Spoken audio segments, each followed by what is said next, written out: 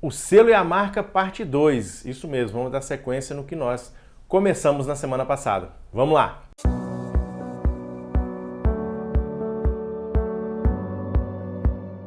E aí, meu saleiro e minha luminária, tudo certinho com você?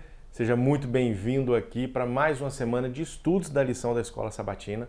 Na semana passada nós começamos um tema e essa semana nós vamos aí acabar de desenvolver esse tema, mas antes eu quero pedir você, por favor, de todo o coração, se inscreva aqui no nosso canal, compartilhe os vídeos do canal. A nossa ideia aqui é trazer um resumo simples e bacana para que possa te ajudar, para complementar aí na hora de você trocar uma ideia com a sua turma lá na sua classe. Tá joia?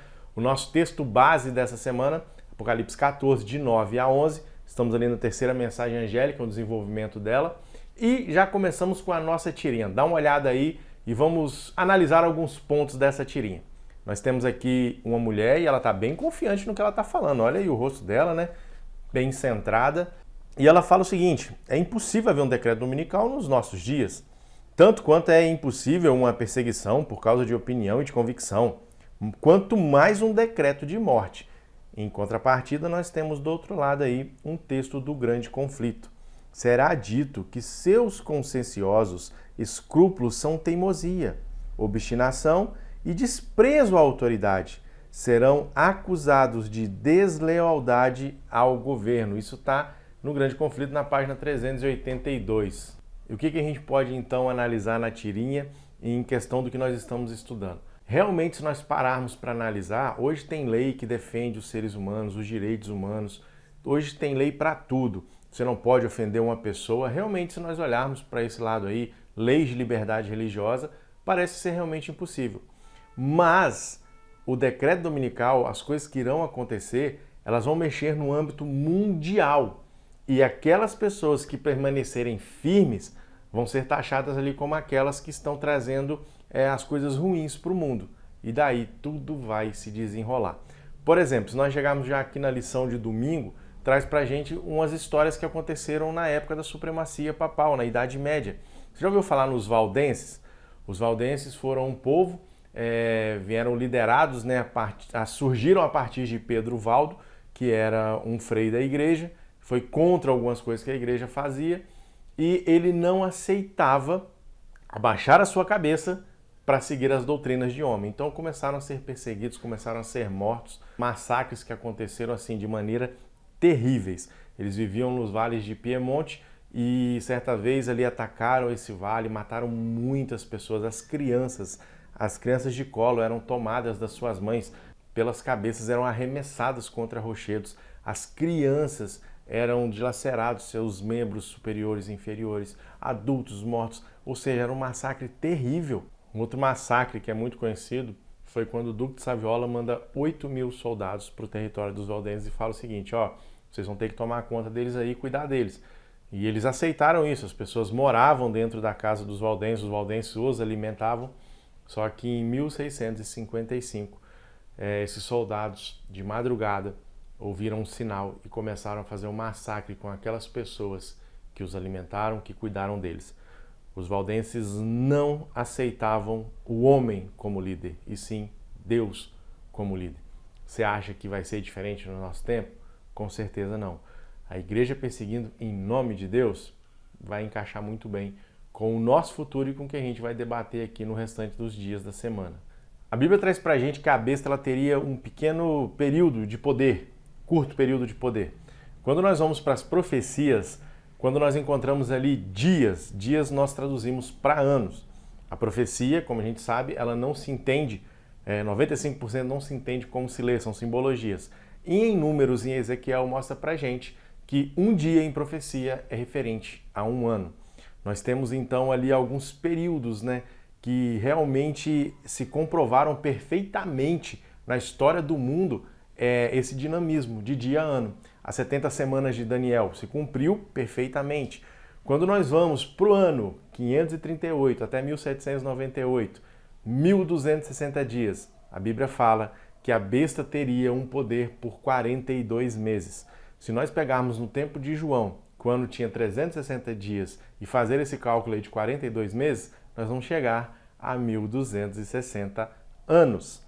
A gente já falou aqui em outras oportunidades que Constantino, ele se tornou cristão, ele se converteu. E ele mudou a capital dele, do império dele, e em Roma ficou uma lacuna, ficou um vazio. E quem assumiu esse vazio? O Papa. E o Papa, ele não era só uma figura religiosa, ele era uma figura política. Justiniano concedeu oficialmente ao Papa o poder ali de representante da fé. Então começou uma perseguição muito grande aos cristãos, na verdade aqueles que não queriam seguir as doutrinas do papado de Roma. Tanto que a perseguição que nós citamos aconteceu nesse período de 1260 dias. E na Bíblia fala pra gente que esse poder seria ferido, uma ferida mortal, mas que seria curado. O que aconteceu? Exatamente depois de 42 meses, onde começa em 538 o poder papal, até 1798, 1260 dias, o Papa ele é preso por Berthier, um general francês, um general de Napoleão, e ali dá fim à supremacia papal. Acaba a supremacia papal justamente 1260 anos depois do que a Bíblia nos mostrou. Só que essa ferida iria se curar. Essa ferida se curou e ela vem crescendo e ela vem se desenvolvendo. E vai chegar um momento novamente onde as pessoas vão ter que escolher entre adorar a besta e entre seguir Jesus Cristo. Nós falamos um pouquinho semana passada que a besta da terra iria projetar a besta do mar, um poder político, um poder religioso. Mas o que no mundo pode acontecer que vai fazer que essa união aconteça e que todo o mundo se una? A gente tem vários exemplos disso no passado. Por exemplo, quando aconteceu ali que algumas nações do norte estavam invadindo a Europa e houve uma união. Foi nesse momento que Constantino se converteu. E ele precisou, Roma estava passando por um período muito complicado. Ele precisou unir os cristãos e os pagãos. Então, o que ele fez ali? Ele usou de uma estratégia para agradar, vamos usar aqui um termo, né? Você que é mais novo, não sei se já ouviu, para agradar gregos e troianos. Vamos mudar algumas coisas dentro da religião.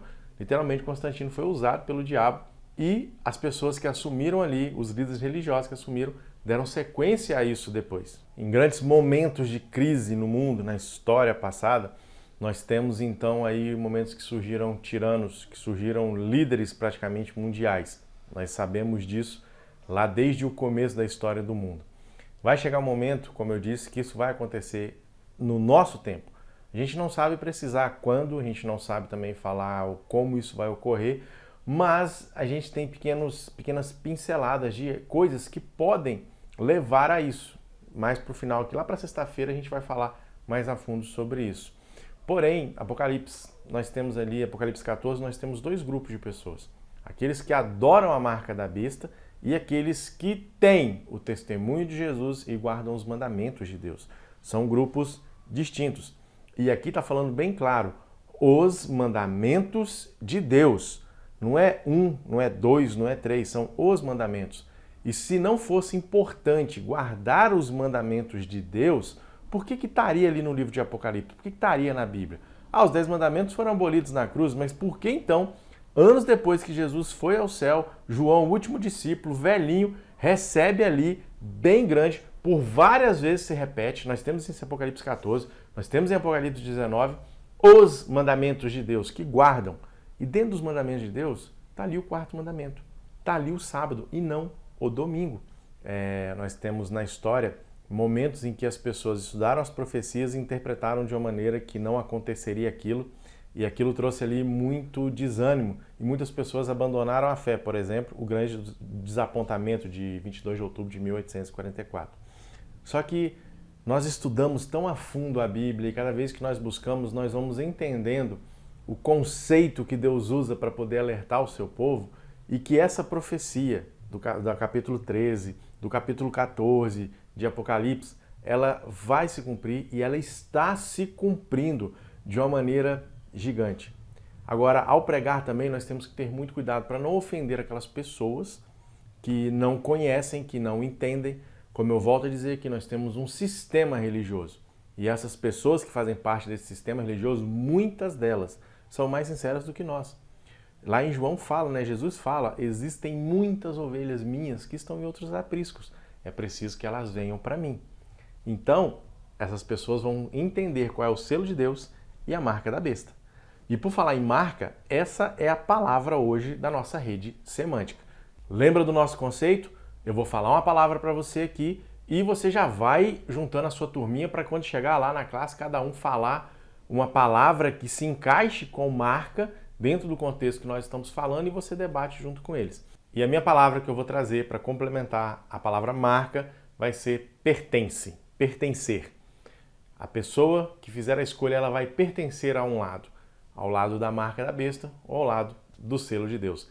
Já prepara a sua palavra aí também, prepara com a sua turma, eu tenho certeza que vai ter um momento muito bacana ali de debate entre vocês para poder expressar ali cada palavra de cada um. Em 6 de junho de 2012, o Papa Bento, ele fez um apelo para mais ou menos 15 mil pessoas na praça ali no Vaticano.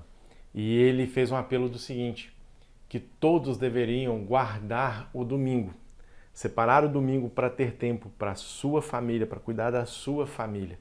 Ou seja, lembra que eu falei? A profecia está se cumprindo aos pouquinhos.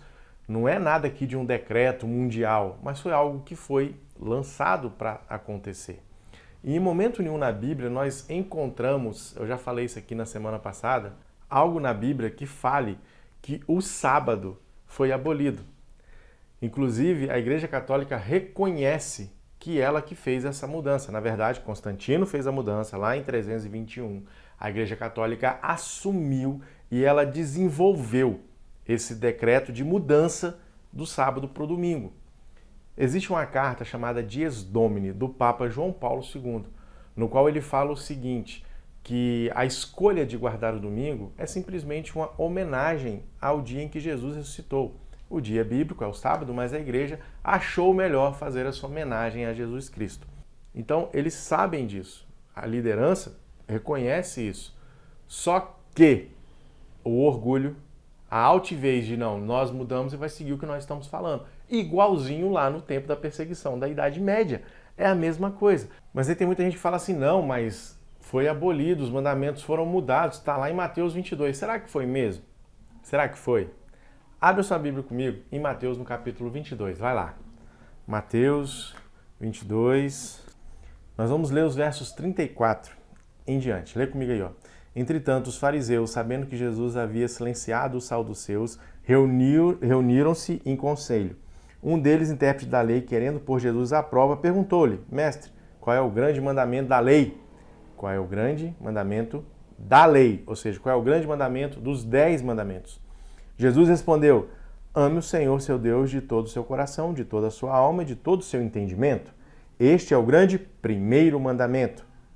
E o segundo, semelhante a este, é ame ao seu próximo como você ama a si mesmo. Aí as pessoas param de fazer a leitura aqui e falam, tá vendo? Jesus colocou só 2 grandes mandamentos.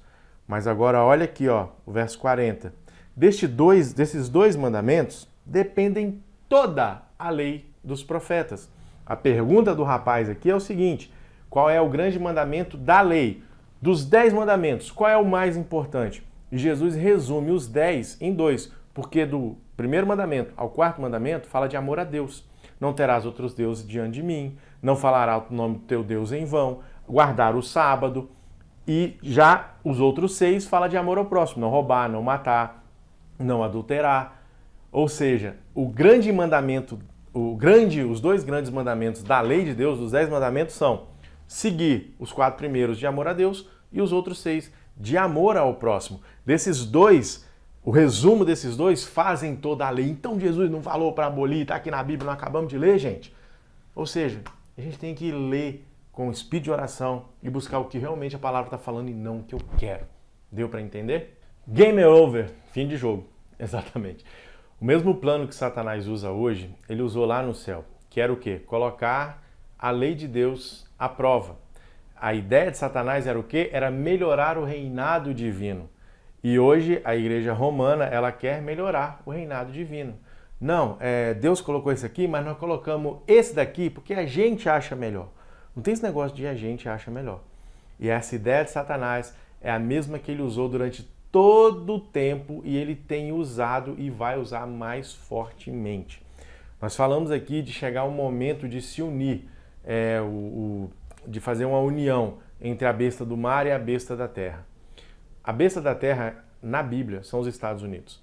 Na época da perseguição papal, da supremacia papal, Alguns ingleses fugiram da Europa, vieram para uma terra nova, que são os Estados Unidos, fizeram a sua Constituição falando que não se misturaria religião com a política, são um país protestante, tanto que lá em Apocalipse 13, quando fala dessa besta, fala que ela parecia, né, tinha voz de cordeiro, mas falava como dragão. Ela começou com um discurso de que seriam protestantes, mas depois ela se une à besta e começa a perseguir o povo de Deus. E hoje nós sabemos que tudo que vai nos Estados Unidos repele aí para o mundo inteiro.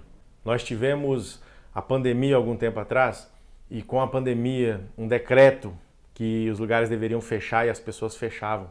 Aqueles que não fechavam eram multados, chegou até a se falar que se continuasse assistindo seriam presos.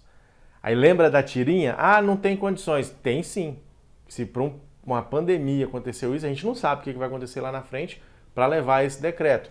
Mas então analisa comigo.